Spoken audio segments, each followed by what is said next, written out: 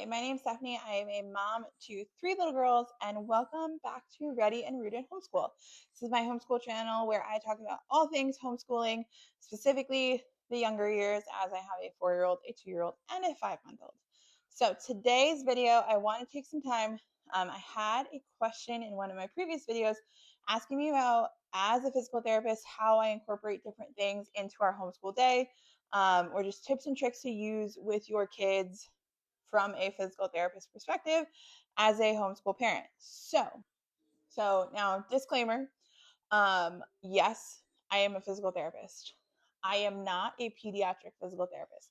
So my specialization is not in pediatrics. My specialization is in adults, specifically sports, and athletics, and that kind of physical therapy. I work in a traditional outpatient setting 2 days a week. So my specialty is not pediatrics. That being said, obviously in school, we go over pediatrics, and I do a lot of things with my own kids that come from a physical therapy background. Also, disclaimer, this is not meant to replace any medical advice. If you have a child who you think is truly struggling, gross motor, fine motor, please seek out intervention. Mention it to your pediatrician, seek out a physical therapist. There are a lot of fantastic pediatric physical therapists out there, and they can be a great resource to you, especially homeschool parents, because we are not in the school systems, so we are not necessarily under the same IEPs that students in the school system would have, which means that you are not eligible for school interventions. At least that's how it is in my state. I don't know, it might be different in other states, but as a homeschool parent, it's important to be evaluated if you think it's necessary by a pediatric physical therapist, because they are not receiving those same evaluations in the school system. So if you feel that your child has gross motor delays, fine motor delays, you want it to be addressed, then it's really important to seek out someone in the medical field to get a further assessment. So, that being said, here are some things. As a physical therapist, I also am a strength and conditioning coach, a USA weightlifting coach, a CrossFit coach, and a running coach. So I have a lot of strength and conditioning and physical education, not physical education as in like school physical education, but growth and development and strength world. I have a lot of information there to give. So let's get into some things that I think are important that I am currently doing with my three children. So, like I said, I have a 4-year-old, a 2-year-old, and a 5-month-old. 5-month-old, we are obviously working on trying to just work through those very basic gross motor and fine motor skills. She found her feet today, so we were doing that. We're working on crawling. She's starting to get her butt up a little bit. Wonderful, all of those things. She's rolling, all those things that a 5-month-old should be doing. 2-year-olds, your 2-year-old should be working on climbing stairs. They should be starting to learn how to jump. They should be wanting to climb and balance on everything. 4-year-olds, we should be becoming more proficient with throwing and kicking balls, catching, as well as they should be doing all the skills that a 2-year-old can: up and down stairs, running, jumping, hopping, balance, etc. All of that being said, my 4-year-old does have a few gross motor delays. So I don't need to get into her whole medical what we were doing. But that being said, this is where I have kind of come around and done a lot more physical with her specifically. We do a lot of stretching with her because of some of her gross motor delays. Anyway, all of that to say, let's talk about what you can do as a parent to encourage all of the positive gross motor and fine motor skills. I'm really, as a physical therapist, I'm really going to focus more on the gross motor skills, but some of these are going to help contribute to their fine motor skills as well. So, number one, and I'm going to go through 5 things. So, number one, animal crawls, walks, etc. So, kids love pretending. Kids love playing. So let's make some of these skills fun for them. We do with my girls a lot of bear crawling, walking like a penguin, jumping like a frog. We do crab walking, we do crab holds, all of those things to kind of encourage. Last night, one of the ones we did was a dinosaur stomp, working on that big knee elevation and stomping onto the ground and making it really loud. Penguin Wonk is a big one. My 4-year-old does not have good dorsiflexion, which means that her toes don't come up very high off the ground when she's walking. She likes to walk on her toes. So that's one of the things. But so we do a lot of penguin walking, we do a lot of bear crawling. Those kind of things can help with balance. They can help with trunk control. And developing good core strength. So we do a lot of animal walking. That is very helpful. At one point when I was treating a pediatric patient, when in my younger years of my career, I had a dice and I had printed out pictures of a bunch of different animals, and I would roll the dice, and whatever animal came up on top of the dice, we had to walk like that animal, or the child who I was working with had to walk like that animal. And that was a really fun game to implement with her. So that's really good. Number 2, obstacle courses. Obstacle courses are super fun for kids. You can do them inside, you can do them outside.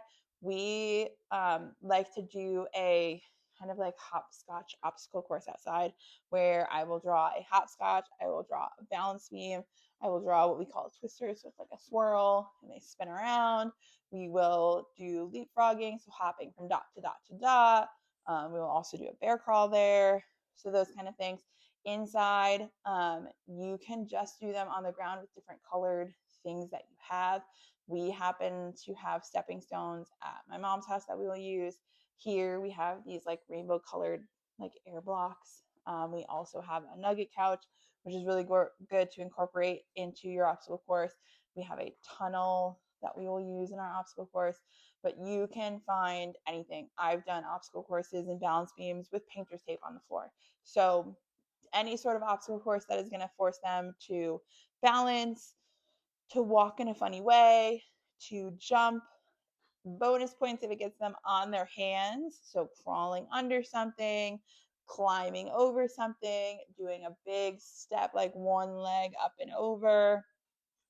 All of those things are going to help with gross motor delay, climbing, uh, developing trunk control, developing hand-eye coordination. And a lot of those where they have to put their hands on the ground are also going to help with their fine motor stability. So if we can bear crawl, right? So we're putting weight through our arms for a prolonged period of time. That's going to help with our fine motor and handwriting endurance also. As much as we're not actually holding the pen for that time, we are still loading through our palm and loading through our hand, which can help with shoulder and all that stability. Keep in mind too, with all of these, you are a homeschool parent, most likely. So you are not going to have the same desk-bound child that a public school does. However, you are likely going to still be sitting in a chair throughout the day. They are still going to be working. Over time, working does increase. So taking movement breaks throughout your day should be another one, but I didn't include it. Taking movement breaks throughout your day. So do 20 minutes of work and then take a movement break and do one of these things. Do some animal walking, do an obstacle course. And so that you can kind of break that up through your day and get in some activity frequently, getting up out of that chair, reducing that pressure on your back and your spine, reducing the shortening of your hip flexors, all of that kind of stuff that comes with sitting for a prolonged period of time. That like forward neck trunk posture, we really want to open that up. So doing things too where they have to like jump and reach up, getting that like good overhead motion is really important to maintain. A lot of people in general don't have great overhead motion. So the more you do it when they're younger, the better you can. So like a kangaroo hop and reach for the sky, that kind of thing can be great too. You can include that in an obstacle course. I actually, for that, I have done a post-it note on my wall, and they have to jump up and tap the post-it note as they hop down the hallway. So that's an option also. Number 3, I made this its own subject because I think it can be very beneficial to do just anything balancing on one leg. So practicing balancing and reaching up high for something, even just having them stand still and balance on one leg. I see a lot of people in my career who have poor balance who shouldn't have poor balance. So there's nothing wrong per se that should be causing poor balance, other than the fact that I don't think people train things and do things on one leg. And I think it's really important. We do stairs on one leg, we walk on one leg, we run on one leg. Super important to practice being on one leg. And there's not a ton of instances other than telling your kids to stand on one leg to practice standing on one leg. So do like a yoga tree pose. I actually, with my 4-year-old, one of her exercises that we do a specific stretching and exercise session with her every night, unless we've done something else during the day. We do the animal crawls and the obstacle walks every day anyway, but unless I've done what I'll get into for number 4 with her during that day, or she joined me in a workout. I always do her stretching at night. So one of the stretches that she does is a half kneeling balance hold. So one knee is on the ground, one foot is planted in front of her. Um, I will try to find a picture of what I'm explaining. So she's in a half kneeling position and she has to balance. And that can be very difficult for people on one side versus the other side. So holding that balance, and she has to hold and count to 10, and then we get to switch sides. So it's like a bottom of a lunge position. Um, and that position balancing can be very difficult if you're lacking some level of hip glute strength, or you're just having trouble with balancing. So for her, that is a very tricky position. And I think for a lot of other people, it is a very tricky position. I have a lot of adult patients who cannot get into that position and hold. So that's a really good balance exercise that I like. Um, Balancing in those static holds train a lot of things. They train the static positions. They are going to be inevitably sitting at their desk, at the table, at the kitchen table, doing things. So we need to train static posture and holding good posture while we are in a static position. And so all of those balance things can contribute to that also. I feel like I'm getting really windy. So if you're still with me, thank you. We have 2 more. All right. Number 4, uh, YouTube. And I know, especially young parents of young kids, 2s, 3s, 4s, we don't want a ton of screen time. But one thing that I think can be very beneficial, sorry for the wiggle, and is a good use of screen time when it comes to physical activity is using YouTube. People have put out yoga videos for kids, which can be very helpful. And I think they are great for developing strength and developing balance and coordination and trunk control, and motor control in your kids in general. So YouTube yoga videos, there are quite a few good ones. I will link a couple that I really like down in the bottom. Also, Pilates. So I I am not a Pilates person. I am a strength training person. I squat every week. I deadlift every week. I press every week. I am a strength training person. I come from like a very heavy weightlifting and CrossFit background. However, I don't sleep on Pilates. Pilates is hard. Even for adults, Pilates is hard. So sometimes if I didn't get my workout in the morning or had a short workout in the morning, I will work in a Pilates video and my kids will do it with me. There is no shame in having them lay on the floor and do a Pilates workout with you. It is not for working out. I say for them, it is to work on their balance, to make them faster, and to make them stronger. There's nothing wrong with doing that. And a very, very basic Pilates video can be very beneficial for them. We did one a couple weeks ago and it had some like side lying leg lifts, which are great. It just had kind of like this pressing position, no weight. Usually Pilates is no weight, which I know a lot of people totally separate soapbox. Weightlifting is fine for a lot of kids and it's great, whatever. But a lot of people have trouble loading their kids. They don't think it's appropriate to load their kids. Maybe you don't have the experience of weightlifting yourself, so you don't want to be the one incorporating weight into your kids' training. Totally fine. Pilates typically is just body weight movements, which is great. It's hard for one, and it's just body weight movements. I get very sore doing some Pilates workouts. So I think because they're body weight, they can be very effective workouts and they are very core centric. Um, So I really like doing them for developing trunk control and motor control and learning their motor patterns and body awareness.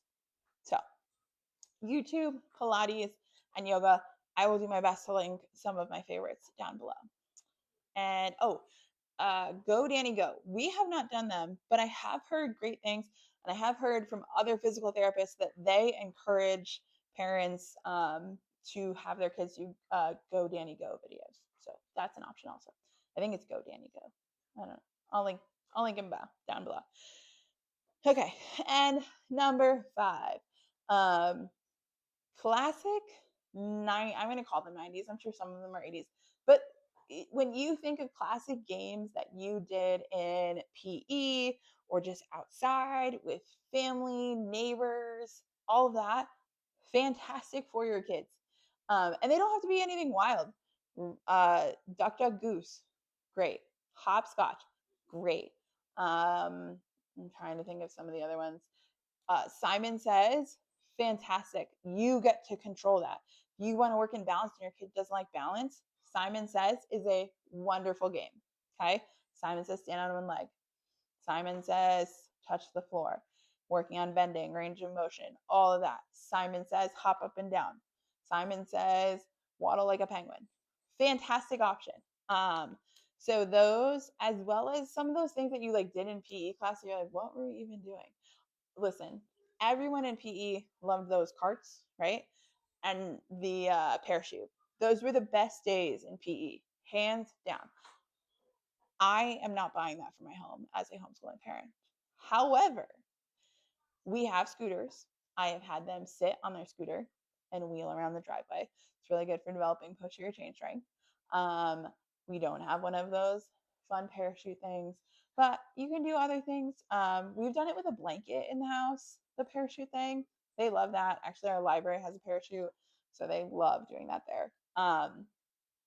But other things that you can do outside, just riding your bike, um, throwing a ball. We have cornhole. I will set up cornhole and my kids will toss bean bags. Uh, Throwing a frisbee. Throwing a frisbee is a skill that I think a lot of kids are not doing anymore. It's a lot of hand-eye coordination. It's a lot of fine motor work to throw a frisbee. So in trying to develop grip strength, throwing a frisbee is going to give them that same kind of pinching position and flicking their wrists. So throwing a frisbee can be very beneficial. You can play can jam. Yeah. So we also have because at one point we did like disc golf. So we have those, which can be a little bit lighter and easier for small hands to grasp and throw. So they're a little bit more expensive than like a traditional frisbee, though. We have a small little tee wiffle ball bat. I will hit wiffle balls into the yard and they will run after them. Just running across the yard, super important. Going to the park, climbing on things, playing on things, super important. All of those things, anything you can do to get your child physically active during their day. I know it's very easy. It's very easy for me too to sit in my house and be like, oh, even like at the time, I'm like, oh, we got to get to homeschooling. I got to wrap this up. But I can get very glued to our dining room table. Like, we have to get our work done. We have this stuff that we have to do. I want to do this like activity with our toys. But it's really important to just get outside and be active and use our bodies. So, yeah, going for a walk, going for a hike, be outside, move your body. That is my biggest tip as a physical therapist who is also a homeschooling parent. I know this was really rambly and I meant it to be short and succinct, and it has not been. So thank you for sticking with me. But if you have any other questions, I am more than happy to do more physical therapy related videos as it can relate to homeschool in the future and what we do for physical activity. Right now, my daughter is going to start playing soccer, and we also do gymnastics are her two main sports. But I think physical activity is something that is frequently missed in the homeschool space. So if I can be a voice to help encourage physical activity and give you some ideas, I would love to be that person. So yeah, leave a comment down below if you have any questions. Please hit that thumbs up button if you liked this video and subscribe, and I will see you in my next one.